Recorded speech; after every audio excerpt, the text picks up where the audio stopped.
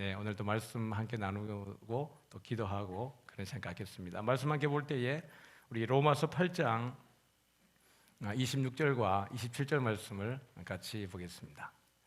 로마서 8장 26, 27절인데요. 자막이 준비가 됩니까? 한번 같이 읽어보도록 하죠. 8장 26절, 27절이니까 같이 한번 읽겠습니다. 시작. 이와 같이 성령도 우리의 연약함을 도우시나니 우리는 마땅히 기도할 바를 알지 못하나 오직 성령이 말할 수 없는 탄식으로 우리를 위하여 친히 간구하시느니라. 마음을 살피시는 이가 성령의 생각을 아시나니 이는 성령이 하나님의 뜻대로 성도를 위하여 간구하심이니라. 아멘. 오늘 제목은 믿고 기도하라입니다. 아무것도 염려하지 말고 하나님 믿고 기도하는 밤 되기를 축복합니다. 오늘 같이 읽진 않았지만은 24절과 25절을 보면 본문이 준비되어 있죠. 한번 앞에 보여주실까요? 같이 한번 볼까요? 우리가 소망으로 구원을 얻었음에 보이는 소망이 소망이 아니니 보는 것을 누가 바라리요. 만일 우리가 보지 못하는 것을 바라면 참음으로 기다릴지니라. 24절을 한번 보죠. 우리가 소망으로 구원을 얻었다. 근데 보이는 소망이 소망이 아니니 보는 것을 누가 바라겠는가? 보이는 것은 굳이 소망하지 않아도 되니까요. 근데 이 보이지 않는 것을 바란다라는 것은 쉬운 일이 아닙니다. 보이지 않는 하나님을 믿는다는 것 또한 여러분 쉬운 일이 아니겠죠? 그러므로 25절에 보니까 만일 우리가 보지 못하는 것을 바라면 어떻게 해요? 참음으로 기다리라 그랬습니다. 오늘 올라오기 전에 청년들 가정 교육을 하고 올라왔는데요. 칼빈의 그 5대 교리 가운데 보면 그 5번째가 성도의 견인이라는 게 있습니다. 성도의 견인이라고 하는 어떤 의미일까요? 이 견인에 대한 오해가 있어요. 성도의 견인 그러면 하나님이 성도를 이끌어간다. 견인차에 그 구조해야 되는 차를 이렇게 싣고 끌어가는 것처럼 성도를 하나님이 끌어간다라고 생각할 수 있는데 그 견인이라는 것은 그 끌어간다는 견인이 아니라 인내하다라는 뜻입니다. 성도가 인내하는 것조차도 하나님께서 은혜를 주셨다라는 것이죠. 보이지 않는 하나님을 믿을 수 있는 것은 하나님 우리에게 모두에게 믿음이라고 하는 선물을 주셨기 때문인 줄 믿습니다. 그러므로 보이지 않는 것을 기다리고 또 믿는 것은 참음으로 오래 기다리라라고 이야기를 하는 것이에요. 그러면서 오늘 26절의 말씀이 우리에게 소개되고 있는데요. 같이 한번 다시 26절을 보여주시겠습니까? 다시 한번 볼까요? 시작. 이와 같이 성령도 우리의 연약함을 도우시나니 우리는 마땅히 기도할 바를 알지 못하나 오직 성령이 말할 수 없는 탄식으로 우리를 위하여 친히. 바울이 그러니까 참 그 우리의 실존에 대해서 잘 설명을 하고 있어요. 우리는 모두가 연약한 존재입니다. 강한 것 같아도 강하지 않아요. 어떤 측면에 있어서는 아주 강한 것 같아도 또 어떤 측면에서는 정말 연약해서 그냥 훅 하면 쓰러질 정도로 연약한 존재가 우리들이죠. 그럼에도 불구하고 여러분 우리 인체는 의외로 단단한 것 같아요. 그러니까 제가 이번에 이제 이 치아 때문에 참 이 고생을 하고 있지 않습니까? 예배 때 올라올 때도 가끔씩 이 일을 빼놓고 올라올 때가 있어요. 그럼 빨리 내려가서 다시 이거 끼고 올라오거든요. 근데 이번에 그 나사를 이렇게 박았습니다, 앞에. 근데 이제 나사를 박으면서 이제 망치로 막 두들겨요, 이렇게. 제 몸이 무슨 이게 벽이 된 것 같아요. 근데 나사를 박아 놓고는 이 위치를 잡느라고 또 이게 이 땡기잖아요, 안에다가. 근데 누워서 있는데 제 느낌에는 이 나사를 조금 땡기다가 제 치골이 다 부러질 것 같아요. 느낌에. 너무 이렇게 세게 땡기니까. 근데 끄떡도 안 하대요. 그걸 보면서 야, 우리 몸이 정말 튼튼하구나 이 생각이 들었어요. 우리 뼈가 정말 튼튼하다는 생각이 들었어요. 그런데 어떻게 합니까? 어느 순간에 살짝 넘어지면 갈비뼈가 부러지고 발목이 부러지고 손목도 부러지고 어떨 때는 순식간에 그냥 목숨이 그냥 이렇게 사라지기도 하죠. 어떻게 보면 아주 강한 것 같지만 어떤 측면에서는 아주 약한 존재가 바로 우리들입니다. 근데 성령께서 우리의 연약함을 어떻게 한다고죠? 돕고 있다는 거죠.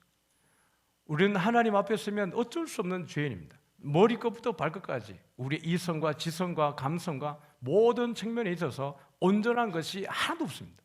모든 것이 부패하고 죄덩어리 안에 같이 있는 것이에요. 그러니까 우리가 간구할 때에 하나님이 뭘 원하는지 제대로 간구할 수 있는 능력이 우리에게 없다라고 바울은 이야기를 해요.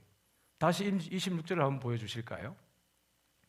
보면 우리는 마땅히 기도할 바를 알아요, 몰라요? 모른대요.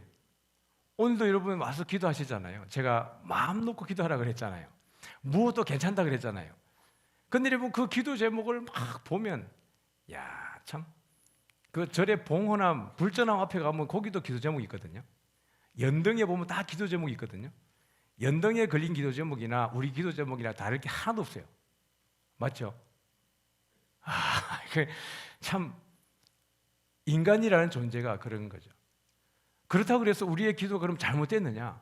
그럼 불교에서 하는 기도 제목이나 아니면 미신을 믿고 있는 사람들의 기도 제목이나 똑같으면 우리의 기도는 그럼 의미 없는 거냐? 그들과 우리는 또이또이냐? 그렇지 않다는 거예요. 이게 오늘 우리가 기도를 믿음으로 하라는 것에 대한 의미이고 또 우리의 기도가 그들과 내용이 똑같아도 완전히 다른 것의 차이가 오늘 이 본문 가운데 있습니다. 다시 한번 본문을 볼까요? 우리는 하나님이 원하는 기도를 할 재주가 없습니다. 하나님의 나라와 의를 위해서 기도한다 그러지만 정작 기도하다 보면 결국 깔때기처럼 어디로 집중돼요? 예? 자기예요. 먼저 아주 거대하게 나라와 민족과 선교를 위해서 기도하지만 마지막 깔때기는 항상 가장 집중하는 것은 누구예요? 자기 자신이에요. 새끼밥을 위해서, 가족을 위해서, 또 직장을 위해서, 사업장을 위해서 그래요. 그러니 우리는 하나님이 원하는 100%에 맞출 재간이 없어요. 이것이 바울이 우리에게 가르쳐주는 겁니다. 그러나 오직 그러나라는 뜻입니다. 그렇게 우리가 하나님의 뜻대로 간구할 능력이 없지만 그러나 누가요? 성령이 어떻게 합니까? 말할 수 없는 탄식으로 우리를 위해서 친히 간구하시느니라 그랬습니다. 여러분, 탄식이라는 게 어디에 쓰였냐 그러면 출애굽기예요. 그들이 출애굽에 나올 때에 이스라엘 백성들이 그 애굽의 노예로 있을 때 그 고통을 표현할 때 한번 표현을 했습니다. 사도행전에 한번 보면 같이 한번 볼까요? 사도행전 7장입니다. 7장 준비한 게 이제 34절인데요. 같이 한번 볼까요? 내 백성이 애굽에서 괴로움을 받음을 내가 확실히 보고 그 탄식하는 소리를 듣고 그들을 구원하려고 내려왔노니 이제 내가 너를 애굽으로 보내리라 하시니라. 그럼 보세요. 내 백성이 애굽에서 괴로움 받음을 내가 확실히 보고 뭘 들었다고요? 그 탄식하는 소리를 들었어요. 400년의 노예 생활이니까 여러분 이 탄식이 얼마나 누적이 되어졌을까요? 하나님의 살아계심에 대해서는 그들이 아마 그 부정해도 뭐 하나님 입장에서 봤을 때 그 사람들이 미안해하지 않을 정도로 400년이라는 시간은 긴 거예요. 제가 그 군생활할 때에 같은 일했던 군무원이 그런 얘기를 했어요. 나는 하나님 욕할 자격이 있습니다. 이렇게 얘기해요. 제가 대단하십니다. 하나님 욕할 자격을 가졌다니 당신 정말 대단합니다. 그런데 그 자격이 어떻게 땄습니까? 자기가 어릴 때부터 청년 때까지 교회를 그렇게 열심히 섬겼다는 거예요. 헌신하고 봉사하고 그러면서 하나님께 기도하기를 제발 하나님의 살아계심을 한번 보여달라고, 하나님의 살아계신 것을 내가 느낄 수 있도록 기적을 보든지 환상을 보든지 뭐 하나만이라도 좀 해주면 좋겠다고 그렇게 간절히 기도했는데 하나님이 한 번도 응답하지 않더랍니다. 그래서 이 사람이 내린 결론이 하나님은 있다고요? 없다고요? 없다. 자기 인생에 신앙생활 시작을 해가지고 청년부 그 화려한 시절을 그렇게 열심히 하고 기도했는데 하나님이 응답하지 않는 걸 보니까 하나님은 안 계신다. 그러니 제가 하나님을 자기할 자격이 있죠. 그렇게 하는 거예요. 제가 저를 욕해도 되고 뭐 목사를 욕해도 되고 상관없는데 누구는 욕하지 마라. 하나님 욕하지 마라. 당신한테 안 계신지 모르겠는데 내가 경험한 바로는 하나님 살아계신다. 하나님에 대해서 당신이 그런 말하면 큰일 난다. 그랬더니 그날 술을 먹고 그래도 나는 갑니다. 그러고 갔어요. 월요일날 왔는데 팔을 이렇게 부러져서 깁스하고 왔어요. 그러니까 제가 욕하지 말라 그랬는데 왜 해가지고 우리 하나님 살아계십니다. 믿습니까? 네. 이스라엘 백성들이 400년 동안 그 하나님이 아니 계신 것 같아서 그들이 하나님 앞에 온 마음으로 고통 속에 울부짖는 것이 탄식입니다. 근데 그러한 탄식을 누가 하고 있다고요? 성령께서 하신다고요. 근데 그 탄식을 말할 수 없는 탄식이라고 했습니다. 말로 형용할 수 없는 탄식을 누구를 위해 하고 있는 거죠? 우리를 위해서 하고 계시다는 거예요. 그러면 성령께서는 어떤 의미에서 우리를 위해서 그렇게 탄식을 하고 계시는 걸까? 우리 27절을 한번 보겠습니다. 로마서 8장 27절인데요. 같이 볼까요? 시작. 마음을 살피시는 이가 성령의 생각을 아시나니 이는 성령이 하나님의 뜻대로 성도를 위하여 간구하심이니라. 마음을 살피신다는 것은 현재 분사니까 우리 하나님은 계속해서 누구의 마음을 살피세요? 예, 우리의 마음을 살피시는 분이세요. 마음을 살피시는 이가 누구의 생각을 알아요? 예, 성령의 생각을 알죠. 당연히 삼위일체 하나님이니까요. 서로의 마음을 너무나 잘 아시는 거예요. 그런데 이는 성령이 누구의 뜻대로요? 예, 하나님의 뜻대로요. 우리는 하나님의 뜻대로 간구할 능력이 있어요, 없어요? 없어요. 그래서 우리는 간구하는 것의 모든 깔때기가 나를 위한 것인데, 근데 그래서 내가 기도하는 것은 항상 내 중심적이고 인간적이고 하나님의 뜻과는 상반되는 것들인데, 이것 때문에 성령은 말할 수 없는, 말로 형용할 수 없는 탄식으로 아버지 앞에 우리를 위해서, 우리를 대신해서 간구하시는 거예요. 그런데 누구의 뜻대로라고요? 예, 아버지의 뜻대로 간구하는 거예요. 이것은요, 딱 들어맞는다는 얘기예요. 1mm의 오차도 없이. 제가 치아가 약해요. 몸은 엄청 건강하거든요. 교육자들보다 더 제가 체력이 좋아요. 근데 치아는 약해요. 제 집사람은 치과를 한 번도 가본 적이 없어요. 스케일링 빼고는. 관리는 제가 더 잘하는데 저는 치과를 더 많이 가요.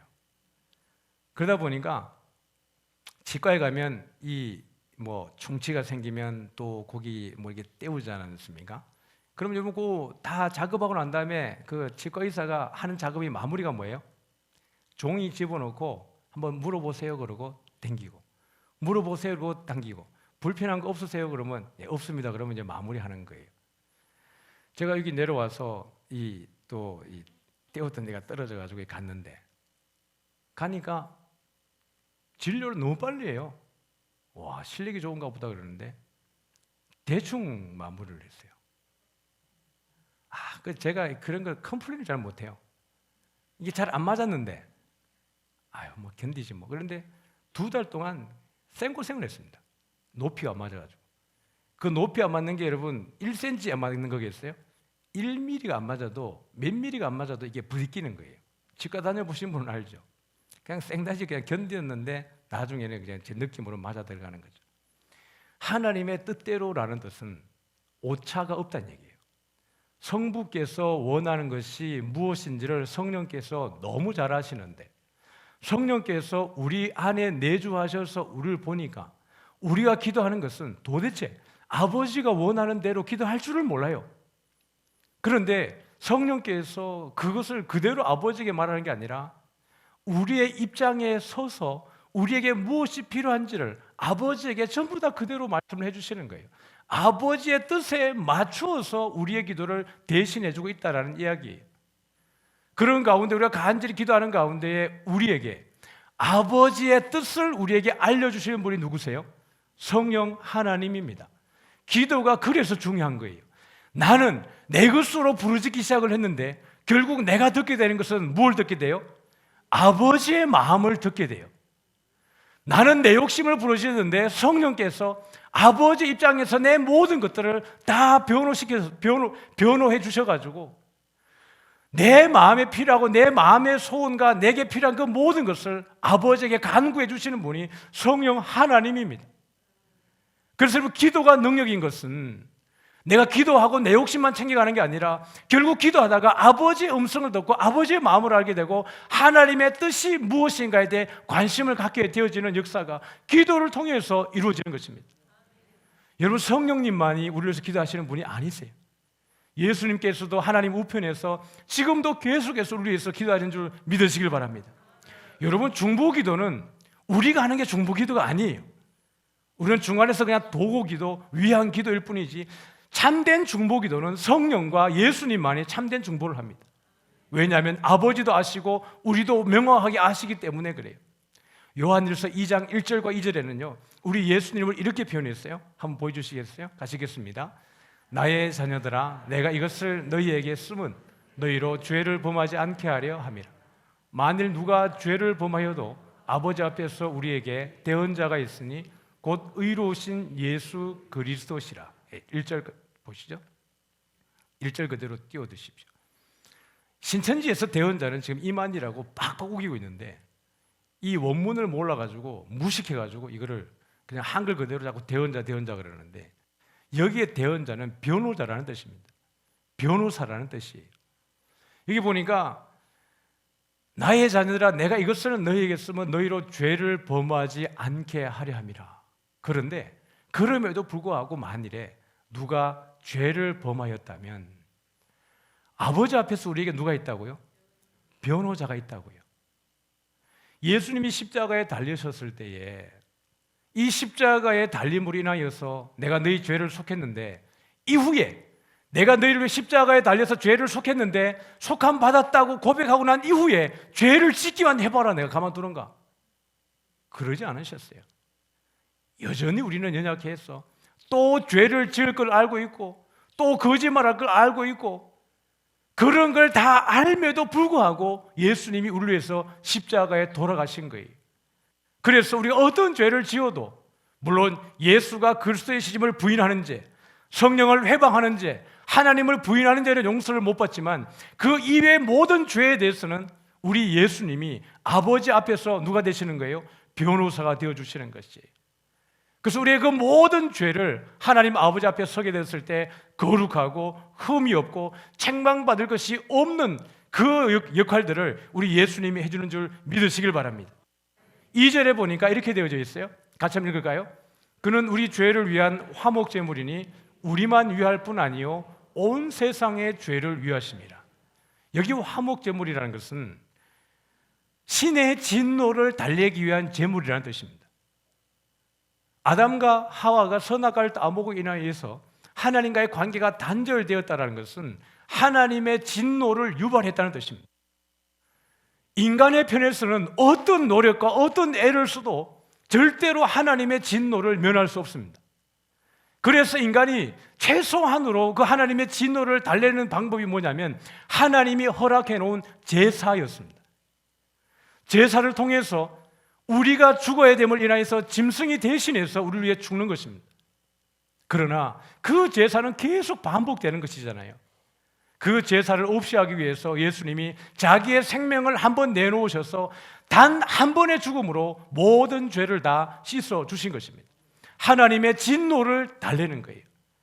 화목제물이라는 단어가 신약에서 두 가지 의미로 쓰입니다. 한 가지는 바울이 썼던 대로 바울이 쓴 화목제물이라는 의미는 하나님의 임재의 장소라는 뜻입니다. 시은좌라는 의미로 화목제물이라는 단어를 썼어요. 그러니 예수님이 화목제물이라는 단어를 바울이 썼을 때의 한 용례는 뭐냐 그러면 예수님은 하나님의 임재의 장소라는 의미로 썼습니다. 그러니 예수님이 아니고는 어느 누구도 아버지께로 갈 수 없다는 요한의 진술과 똑같습니다. 요한이 오늘 썼던 화목제물이라는 의미는 신의 진노를 달래기 위해서 예수님이 친히 제물이 되어줬다라는 이야기입니다. 우리를 위해서 아들을 내어주신 그 하나님이 우리에게 무엇도 못 주시겠습니까? 오늘 이 밤에 간구할 때에 우리 하나님이 우리의 그 모든 마음의 소원 다 들어줄 줄 믿으시길 바랍니다. 우리는 연약하여서 아버지의 뜻대로 간구할 능력이 없지만은 성령께서 우리를 위하여서 하나님의 뜻대로 계속해서 간구하는 줄을 믿으시길 바랍니다. 그래서 오늘 어떻게 기도하라고요? 믿고 기도하시기 바랍니다.